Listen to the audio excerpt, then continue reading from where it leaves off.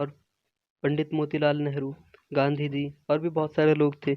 इन्होंने इरादा कर ही लिया था कि अब जामिया को बंद ही कर देंगे, क्योंकि जामिया चलने के लायक तो था नहीं उस वक्त। कुछ लोगों ने डॉक्टर जाकिर हुसैन को खत लिखा। जर्मनी में डॉक्टर जाकिर हुसैन उस वक्त थे। खत लिखा और पूरा मसला उनको बताया, क्या क्या सिचुएशन है, सब कुछ बताया उनको। डॉक्टर जाकिर हुसैन ने जब पढ़ा तो उनको बहुत ज़्यादा दुख हुआ।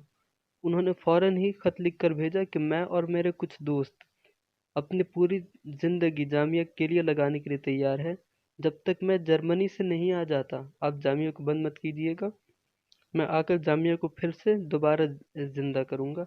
बस जामिया जैसे चल रहा है उसको चलने दीजिए कुछ वक्त तक। डॉक्टर जाकिर हुसैन साहब डॉक्टर सैयद आबिदीन शाह और मोहम्मद मुजीब साहब से मिलते हैं। वो लोग भी उस वक्त जर्मनी में ही थे और पूरा जामिया के फ्यूचर के बारे में डिस्कस करते हैं कि जामिया को किस तरीके से बचाया जाए, किस तरह जामिया चलेगा और इसका फ्यूचर क्या होगा।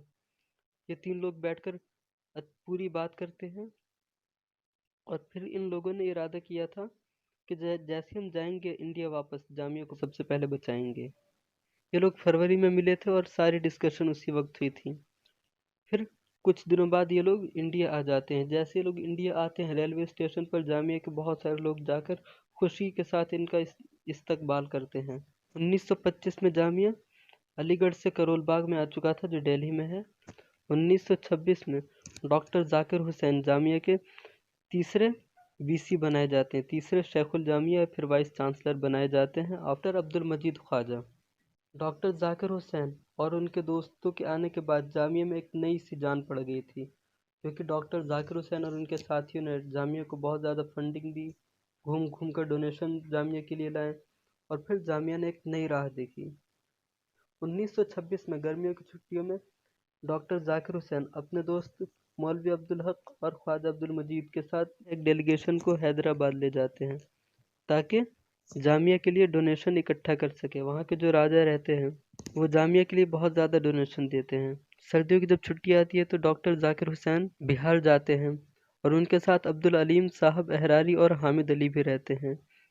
उन लोगों का मकसद सिर्फ जामिया के लिए डोनेशन इकट्ठा करना नहीं था, जामिया के लिए सिर्फ चंदा इकट्ठा करना नहीं था, बल्कि घूम घूम कर हैदराबाद, यूपी, बिहार और हिंदुस्तान के अलग अलग हिस्सों में जाकर जो जामिया का मेन मकसद है पढ़ाने का, उसको लोगों को बताना था। हिंदू और मुसलमानों को इकट्ठा करना था अंग्रेज़ों के खिलाफ और अंग्रेज़ों के खिलाफ उनको एजुकेट करना था। 1927 में जामिया बहुत ही बुरी कंडीशन में रहता है, लेकिन डॉक्टर जाकिर हुसैन साहब जामिया को बचा लेते हैं। हकीम अजमल खान ने भी जामिया मिल्लिया इस्लामिया के लिए बहुत ज़्यादा पैसा खर्च किया था। जामिया मिल्लिया इस्लामिया को बहुत ज़्यादा वो डोनेशन दिया करते थे, फंड दिया करते थे और पैसों से मदद किया करते थे, लेकिन इस तरीके से करते थे कि लोगों को पता नहीं चलता था।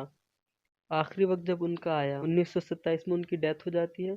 वो डेथ से कुछ दिनों पहले डॉक्टर जाकिर हुसैन को अपने पास बुलाते हैं और जितना भी पैसा रहता है सब कुछ दे देते हैं जाकिर हुसैन को और कहते हैं कि अब मेरे पास यही था, अब मेरे पास कुछ भी नहीं है, इस पैसे को जामिया के लिए खर्च कर देना, उन्होंने कहा। फरवरी 1928 में हकीम अजमल साहब की याद में जामिया के जो फाउंडर्स थे उन्होंने इरादा किया कि एक सेरेमनी को ऑर्गेनाइज किया जाए, एक जलसे को ऑर्गेनाइज किया जाए, जिसमें उन्होंने बहुत सारे freedom fighters, Gandhi ji, Motilal Nehru, CR. दास, मौलाना अबुल कलाम आज़ाद और भी बहुत सारे लोग थे और भी अलग अलग छोटे छोटे राजा थे, उनको बुलाया। वो लोग आए और उन्होंने सबने भाषण दिए, तकरीरें दी, अपनी अपनी बातें जामिया के लिए रखी और हकीम अजमल खान साहब के बारे में रखी। तो उन लोगों ने ये प्रॉमिस भी किया कि जामिया इस वक्त बहुत बुरी कंडीशन में है, फाइनेंशियली बहुत ज़्यादा जामिया वीक है।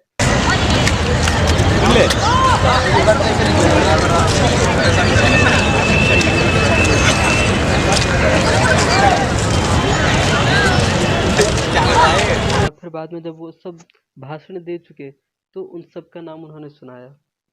अगले साल डॉक्टर जाकिर हुसैन और उनके दोस्तों ने अपनी सैलरी को कम करा दिया ताकि कुछ पैसा बच जाए। जो पैसा बचे वो जामिया के बच्चों पर खर्च हो, जामिया के फ्यूचर पर खर्च हो।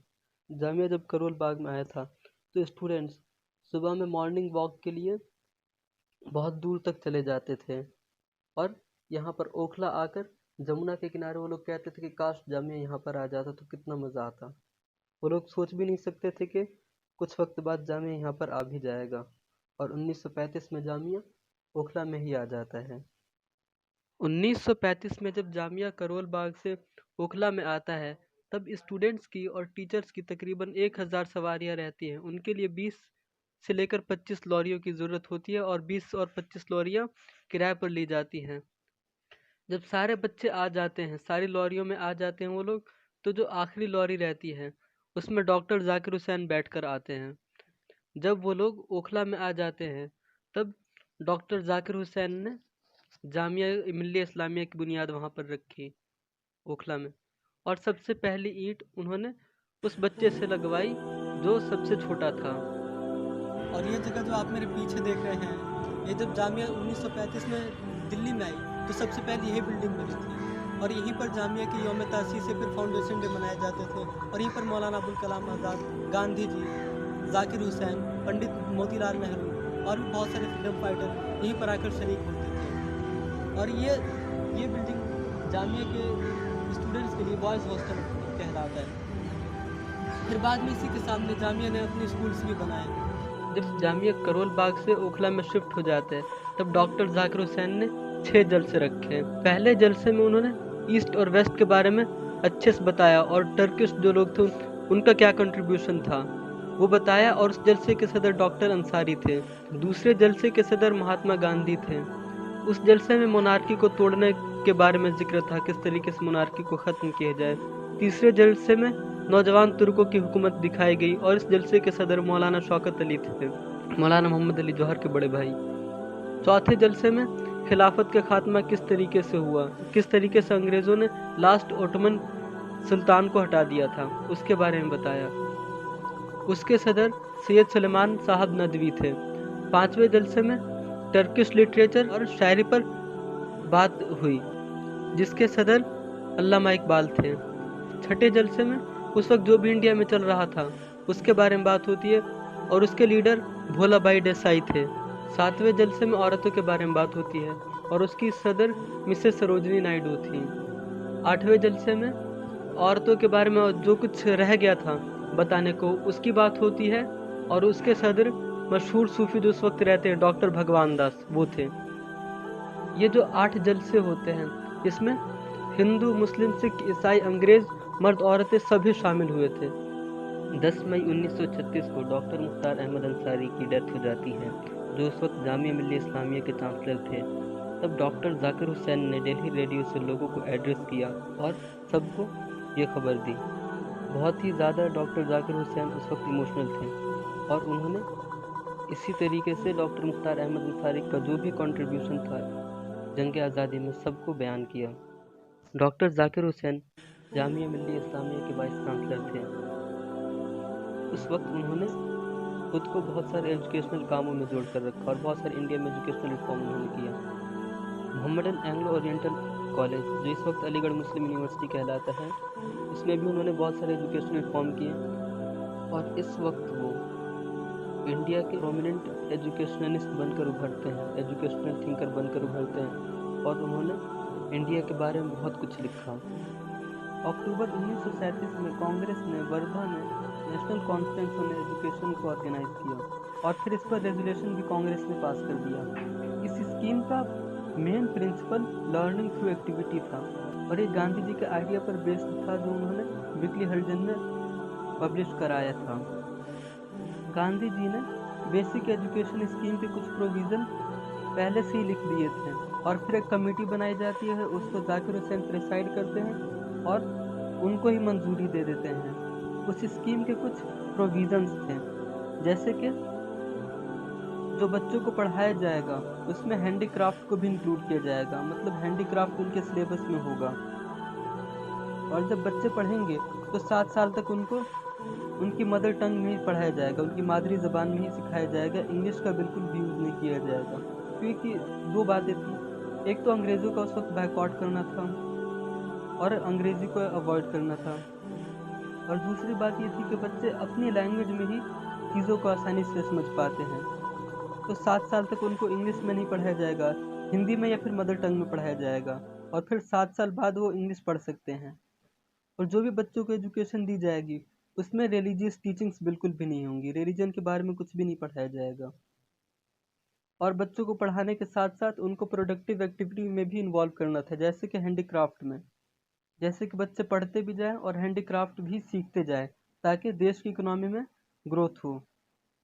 ये डॉक्टर जाकिर हुसैन का कंट्रीब्यूशन था नेशनल लेवल पर। उन्होंने देश के लिए और देश के लोगों के लिए इतने ज़्यादा सेक्रीफाइस किया कि हर कोई उनको याद रखेगा। और जामिया को रिवाइव करने में उनका बहुत बड़ा हाथ था। वो एक बहुत बड़े एजुकेशनिस्ट बन चुके थे, इसलिए वो 23 अक्टूबर 1945 को लंदन जाते हैं, क्योंकि यूनेस्को से उनको बुलावा आया था। उस कॉन्फ्रेंस को अटेंड करने के लिए जाते हैं।